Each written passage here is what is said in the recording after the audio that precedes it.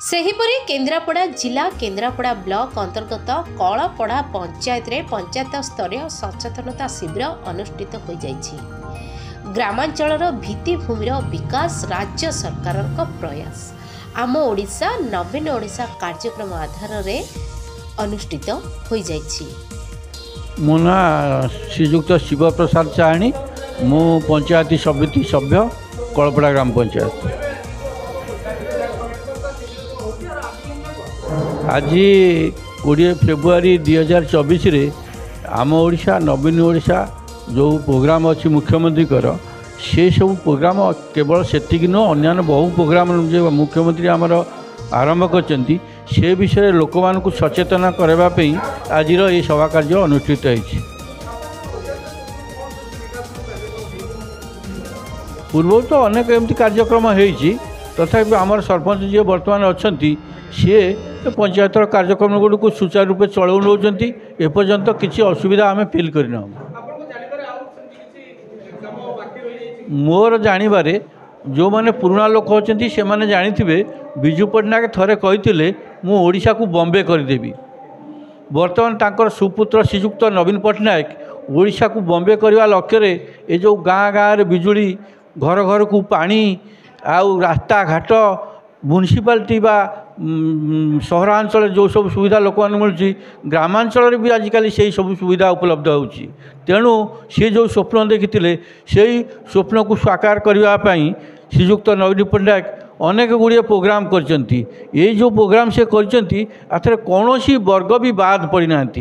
माँ गर्भरे शिशुटे रही कनसीव करने माटे से ताठू से मृत्यु पर्यंत तार जहाँ जहाँ दरकार समस्त प्रोग्राम श्रीजुक्त नवीन पट्टनायक करचंती।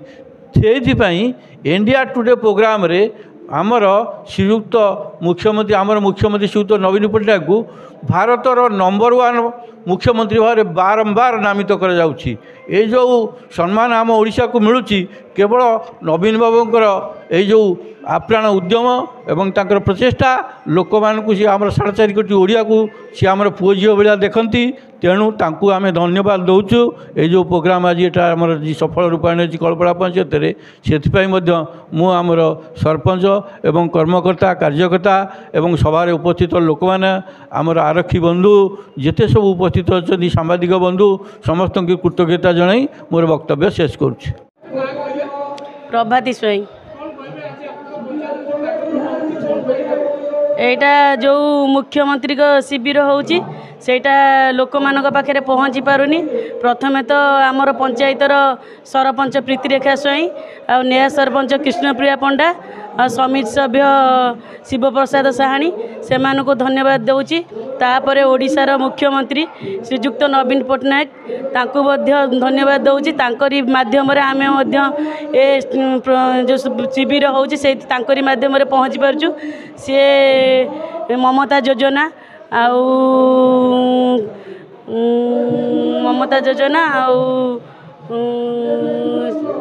स्वयं सबू मेंबर मानक जो 10,000 टंका लेखा पुरस्कार दौरान आउ महिला मानक हांडीशाल आनी जो उन्नति पथरे आगे नहीं एमती कि सबुरी मूल माननीय मुख्यमंत्री को मुझे धन्यवाद दूची। नमस्कार मु कृष्णप्रिया पंडा कलपड़ा ग्राम पंचायत न्याय सरपंच।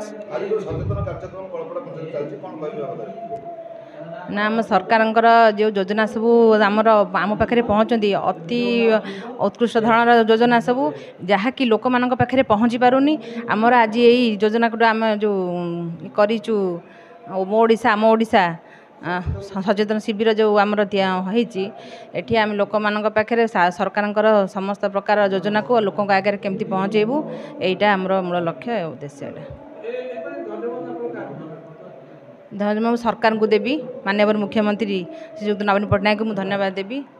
जैसे केन्द्रापड़ारू अनिरुद्ध दासंग रिपोर्ट केवी न्यूज ओडिशा।